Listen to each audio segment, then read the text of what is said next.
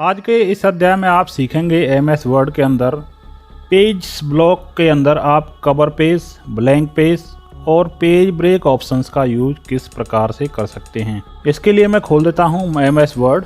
आप जब भी अपना एमएस वर्ड का फाइल ओपन करते हैं तो वह बाय डिफ़ॉल्ट होम टैब में रहता है। आज के जो ऑप्शंस हैं वह इंसर्ट टैब के अंदर हैं, तो मैं इस पर क्लिक कर देता हूं।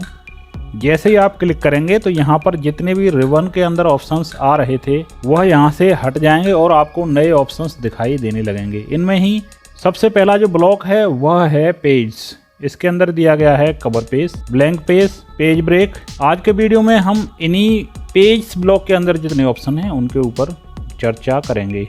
इसके अलावा यहाँ पर जितने भी ब्लॉक दिए गए हैं जैसे टेबल, इलस्ट्रेशंस, इन सभी ब्लॉक्स के बारे में मैं एक एक वीडियो अलग अलग बनाऊंगा, जिनको देखकर आप इन सभी ऑप्शंस के बारे में जानकारी ले सकते हैं।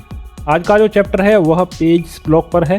इस पेज ब्लॉक के अंदर जितने भी ऑप्शंस दिए गए हैं इन सभी का यूज ज़्यादातर जब आप एक से ज़्यादा पेपर लिख रहे होते हैं या फिर आप कोई बुक बना रहे होते हैं उस समय इन सभी ऑप्शंस का यूज किया जाता है। इसलिए मैं यहाँ पर रैंडमली कुछ पैराग्राफ्स जनरेट कर लेता हूँ। यहाँ पर लिखता हूँ =RAND, कोष्टक लगा देता हूँ और यहाँ पर मैं 30 पैराग्राफ जनरेट कर रहा हूँ। यहाँ पर एक कोमा लगा देता हूँ। अब मुझे हर एक पैराग्राफ में 4 लाइन चाहिए, तो मैं यहाँ पर 4 लिख देता हूँ। कोष्टक बंद कर देता हूँ और एंटर प्रेस करता हूँ। जैसे ही मैंने एंटर प्रेस किया तो आप देख रहे होंगे रैंडमली कुछ इस तरह से यहाँ पर पैराग्राफ्स बनकर आ गए हैं। क्योंकि मैंने अभी 30 पैराग्राफ जनरेट किए थे और हर एक पैराग्राफ में 4 लाइन के लिए कमांड दिया था, तो आप देख रहे होंगे इस तरह से हर एक पैराग्राफ के अंदर 4 लाइन आ गई हैं। आज का जो पहला ऑप्शन है वह है कवर पेज। इसका यूज या तो आप बुक लिख रहे हैं उसका कवर पेज बनाने के लिए किया जाता है, या फिर आप किसी ऑफिस में काम करते हैं तो यदि आपको कोई फोल्डर तैयार करना है तो उसका कवर पेज बनाने के लिए आप इस ऑप्शन का यूज़ कर सकते हैं। क्योंकि कवर पेज किसी भी किताब या फिर फोल्डर का पहला पेपर होता है तो वह उसके फर्स्ट में लगाया जाता है। इसलिए मैं यहाँ पर फर्स्ट वाले लेटर के सामने क्लिक कर देता हूँ और यहाँ से कवर पेज पर क्लिक करता हूँ। जैसे ही आप इस कवर पेज के ऊपर क्लिक करेंगे तो आपको कुछ इस तरह के कवर पेज दिखाई देने लगेंगे। इसके अलावा यहाँ पर एक रूलर दिया गया है। जब आप इसको अपने माउस का लेफ्ट क्लिक दबाते हुए इस तरह से नीचे की तरफ ड्रैग करेंगे तो आप देखेंगे कि इसमें और भी बहुत सारे कवर पेज दिए गए हैं। इसके अलावा यहाँ पर एक ऑप्शन है मोर कवर पेज फ्रॉम office.com। आप इसके ऊपर जब अपने माउस का कर्सर लेकर आएंगे तो कुछ इस तरह के आपको यहाँ पर कवर पेजेस और भी दिखाई देने लगेंगे।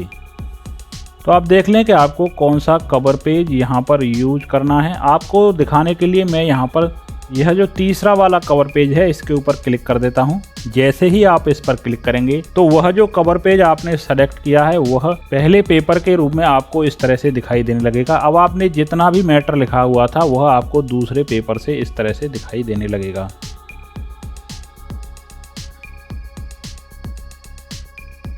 ज़्यादातर केसेस में ज़रूरत होती है कि यहाँ पर जिस केस से संबंधित वह बुक है या फिर फोल्डर है उसमें उससे संबंधित कोई पिक्चर इंसर्ट की जाए। इसके लिए आप यहाँ पर यह जो कर्सर ब्लिंक हो रहा है इसको यहीं पर रहने दें और यहाँ पर जो ऑप्शन है पिक्चर्स इसके ऊपर क्लिक करें। आपको यहाँ पर 2 ऑप्शन दिखाई देने लगेंगे।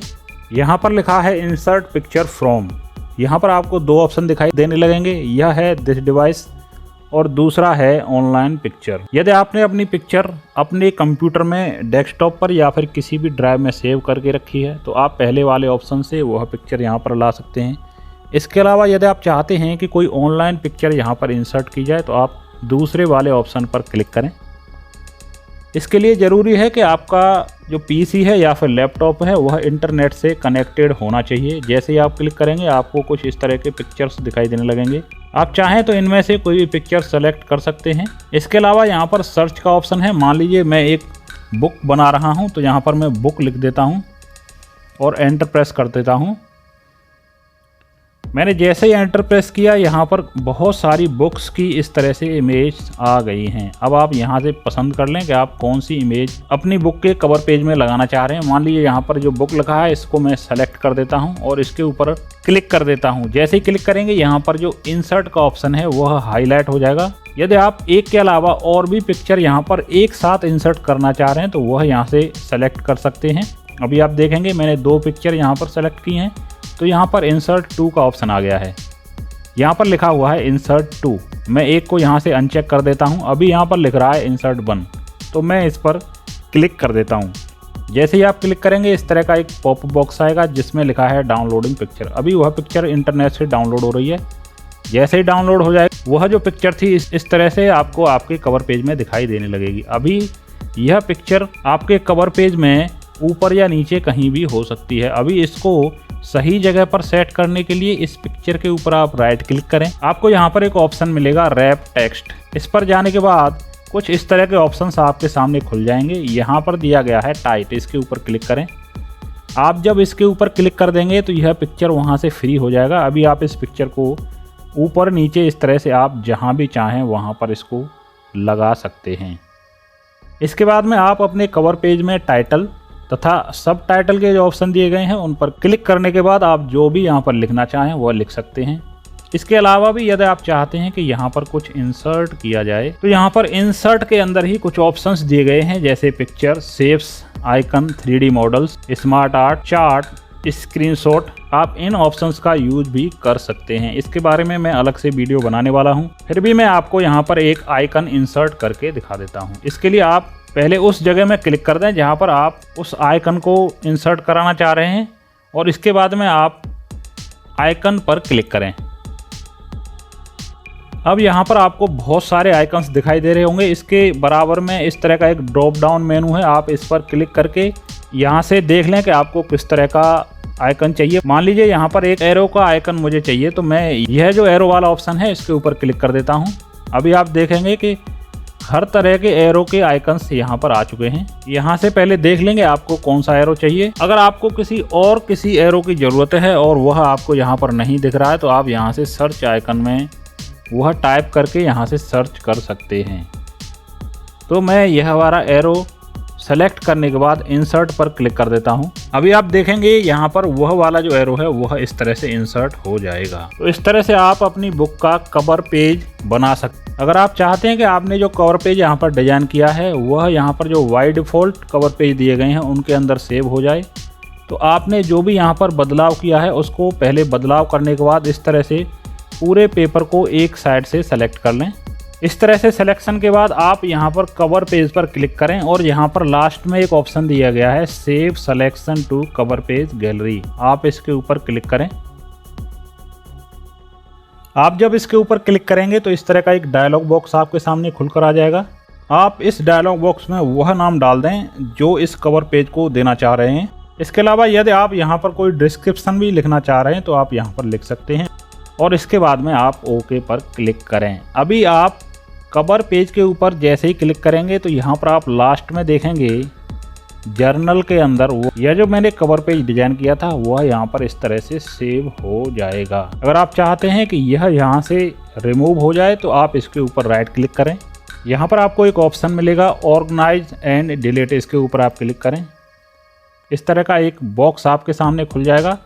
यहाँ पर आप डिलीट के ऊपर क्लिक करें और यस के ऊपर क्लिक करें। इसके बाद में आप कवर पेज के अंदर जाकर देखेंगे तो यहाँ पर जो हमने कवर पेज सेव किया था वह यहाँ से हट जाएगा। आप इस तरह से कवर पेज बनाने के बाद यदि आप चाहते हैं यह कवर पेज आपके बुक के पहले पेपर से हटा दिया जाए तो उसके लिए आप यहाँ पर जो कवर पेज ऑप्शन है इसके ऊपर क्लिक करें और यहाँ पर एक ऑप्शन दिया गया है रिमूव करेंट कवर पेज, इसके ऊपर आप क्लिक करें। जैसे ही क्लिक करेंगे वह आपकी बुक के पहले पेपर से इस तरह से हट जाएगा। तो इस तरह से आप कवर पेज ऑप्शन का यूज कर सकते हैं। इसके बाद में यह जो दूसरा ऑप्शन है यह है ब्लैंक पेज। इसका यूज कैसे होता है मैं आपको बता देता हूँ। मान लीजिए आपने कोई बुक लिख रखी है और उसके अंदर आपको कुछ इंसर्ट कराना है, तो इसके लिए ज़रूरत होती है आप वहाँ पर कुछ स्पेस खाली करें। इसके लिए आप जहाँ भी वह स्पेस या फिर ब्लैंक पेज बनाना चाह रहे हैं उस पैराग्राफ के अंत में इस तरह से क्लिक करें और यह जो ब्लैंक पेज वाला ऑप्शन है इसके ऊपर क्लिक करें। जैसे ही आप क्लिक करेंगे तो जिस पैराग्राफ के लास्ट में आपने क्लिक किया था वहाँ से आप देखेंगे कि इस तरह से एक ब्लैंक पेज बन जाएगा।